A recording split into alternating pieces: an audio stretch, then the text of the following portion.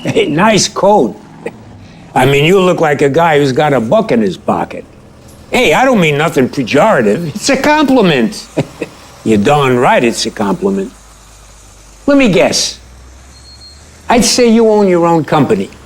Am I right? What? You smiling because I'm right? I knew it. I size people up pretty good. You're darn right I do. Of course, it's not nice to brag. I'm just calling a spade a spade. Yeah, oh, that's a gambling term. I wasn't sure if you knew that. I can see you're not the kind of guy who would know from gambling. You're a classy guy. You work hard for your money. Why throw it away on the horses or cards? Am I right? Yeah, that's okay. You don't have to say it. I told you. I size people up pretty good. Yeah, go ahead, read your paper. I'll tell you when we get there.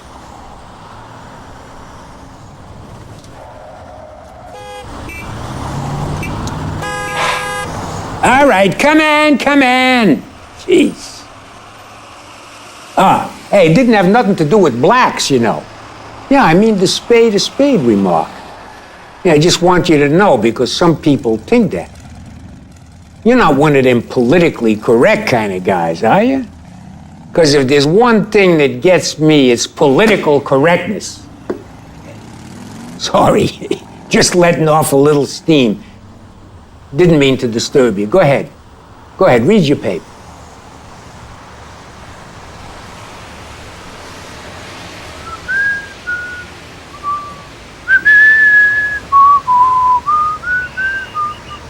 Oh, I'm sorry. Am I disturbing you? Hey, it's okay if you don't want to converse. I can converse for both of us. Well, I bet I know what you think about me. Of course, I'm a cab driver. Well, let's skip the obvious. I bet you can't guess that I've got a talent. Actually, a few talents. You could say that I'm multi-talented. Okay, I'll make it easy for you. I happen to be a 300 bowler. You know bowling? 300 is a perfect game, all strikes. Strike. All the pins get knocked down. Blasted is probably a better word. All right, to be honest, once in a while I have a spare frame. Spare? You knock down most of the pins with your first throw and clean up the rest with your second throw. Not bad for a guy my age, huh? I'm 75 years old. What do you think of that? Surprised, huh? Yeah, there ain't nobody my age who can throw a 15, 20-pound ball strike after strike. You're darn right. Yeah, that's it. That's all I wanted to tell you. Yeah, go ahead, read your paper.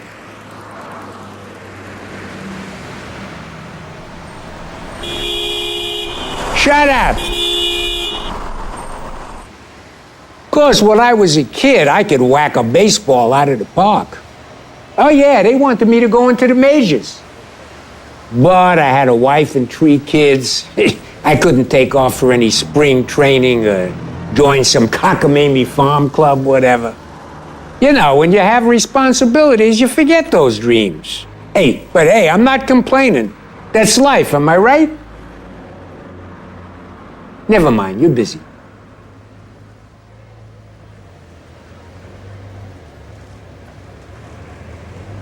So, you married? Any kids?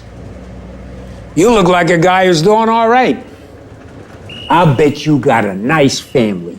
I bet you got a nice house in Oak Park, Glencoe, some suburb like that. That's okay, I don't mean to get personal. You don't have to say.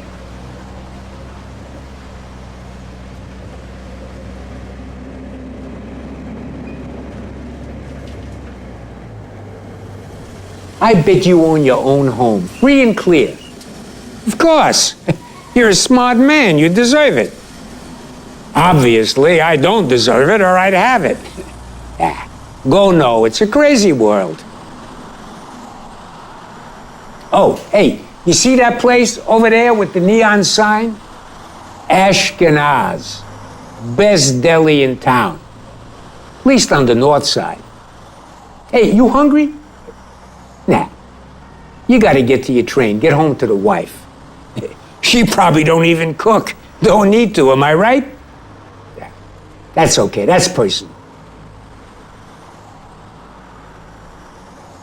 You know that deli we passed back there? They make you a sandwich that's a sandwich. They got pastrami, corned beef, brisket, whatever you want, they got it, believe me.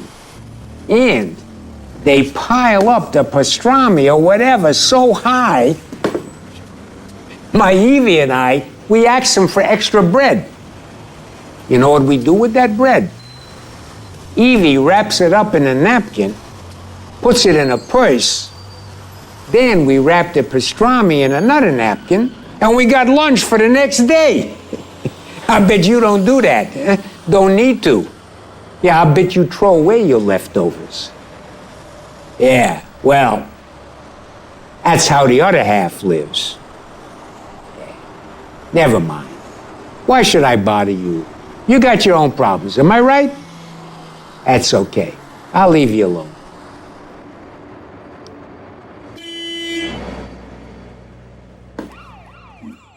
Jeez. Yeah, some of us even work 3 jobs. You ever do that? Nah. What a silly question. You're a refined guy, probably well off, not that it's my business. You know, some people are just born luckier than others. But hey, I don't resent. Like I say, that's life.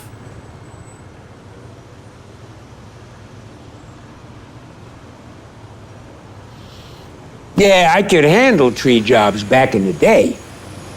You should have seen me when I was a kid, 19, 20 years old.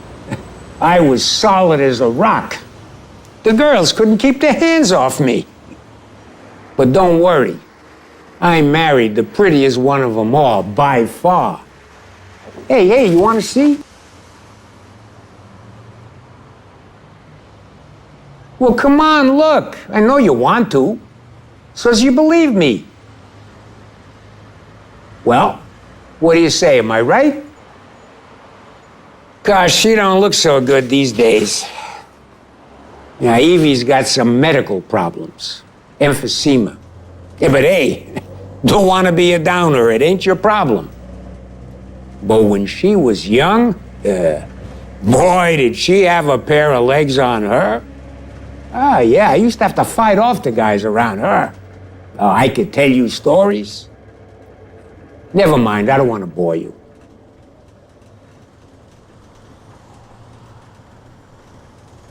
Well, let me just tell you about this one time. It'll just take a minute. So there's this guy, Gus Plotkin. He was built like a tank. He must have weighed 300 pounds, I swear to you. So there's one time, Gus tries to weasel in and put his arms around Evie. Oh, that's what I call Evelyn. This is before we were married, you understand. So anyways, to make a long story short,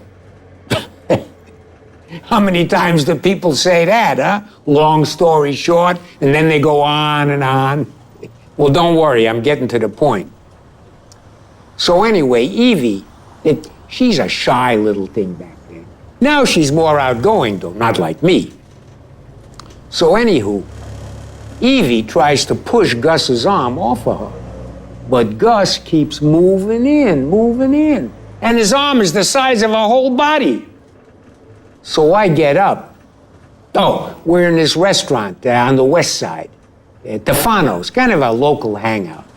It was owned by the Italians. But back then, what wasn't? So anyways, like I was saying, I go over to where Evie is sitting with her girlfriends, and I just stop and glare at Gus. Well, the whole place gets real quiet, and you could hear everybody in the place take a breath. Because, they're scared. Some of them know I'm a scrapper. But still, Gus is a moose.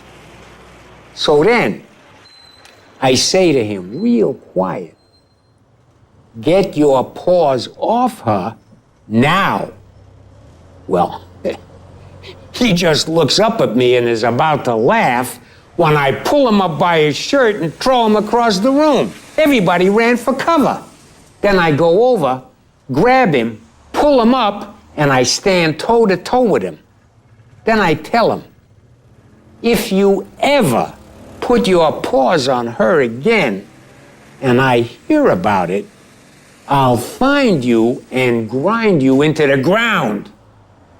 Well, he must have heard about my being in the Golden Gloves, 'cause he just crawled out of there. I guess I checked his oil.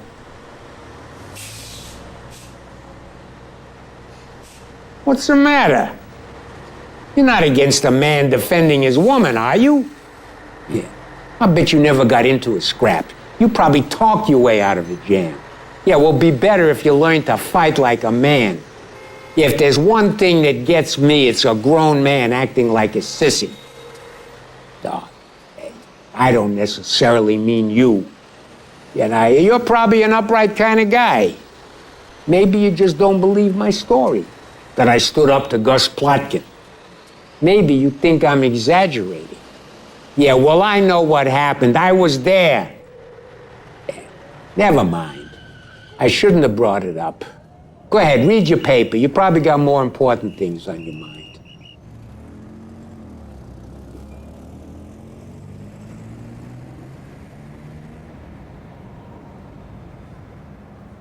If you want to know the truth, I'm a teddy bear. I took a big chance with that animal. Of course, I knew I had 3 of my friends there, all stocky guys who would have backed me up if I needed. Phillie Sagan ain't no fool. Oh, that's my name, Phillie Sagan. Used to be Sagansky, but my father changed it so his customers wouldn't know he was Jewish. And not that he was ashamed, you understand. It's just that, the Gentiles, they like to buy from their own. Am I wrong or right? You're a Gentile, aren't you? Hey, I didn't mean nothing by that, I swear to you. Some of my dearest friends are Gentile. I mean, there's good and bad in every religion. It's just that, the Gentiles, they like to blame us for killing Christ. Jesus, when are they gonna get over that? I mean, if there's one thing that gets me, it's people who live in the past. And I don't like whiners anyway. Yeah. Don't mind me. I should probably keep my opinions to myself. Yeah. Go ahead, read your paper. I'll be quiet.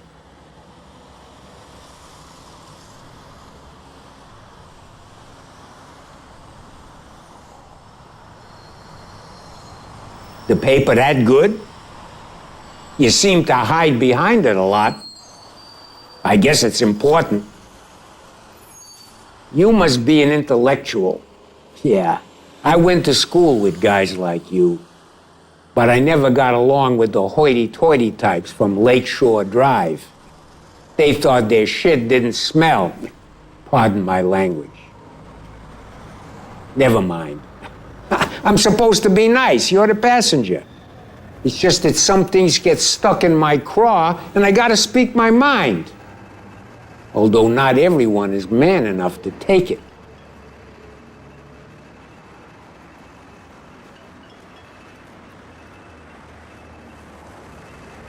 Well, you're awful quiet. Yeah, I guess I can't blame you if you think I'm crude. I know we're not in the same class. You don't have to say it. Some of us just don't get the breaks. Some of us are unlucky. Yeah, then there's people like you, born lucky. Oh yeah, I knew it the minute I set eyes on you. Soft hands, soft skin, manicured nails, looks good when you're holding the paper. Yeah, lucky, real lucky. Yeah, that's you, not me, not Evie. Oh, I know. It ain't your fault. Well, it ain't mine either. Don't try to fool me. I know what I'm talking about. You gotta get up pretty early in the morning to put one over on Phil Sagansky.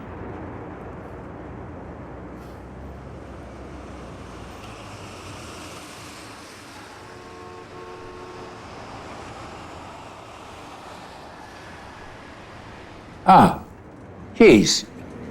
We're almost there. Hey, listen, I don't want you to think I'm upset or peed off or anything. I'm just loud.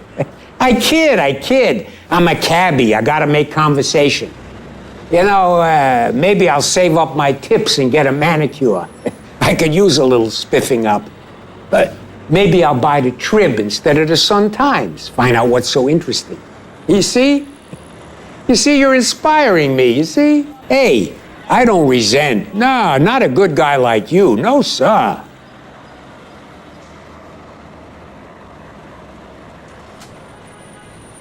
Well, we're here. That'll be $21.50. You know, it was real nice chatting with you. Hey, where you running? Your change. What does he think? I can leave my cab and run after him? What's the difference? Guy's got a ton of money. Yeah, probably got it from his family. Ah, damn. The cheapskate couldn't even leave me the goddamn paper.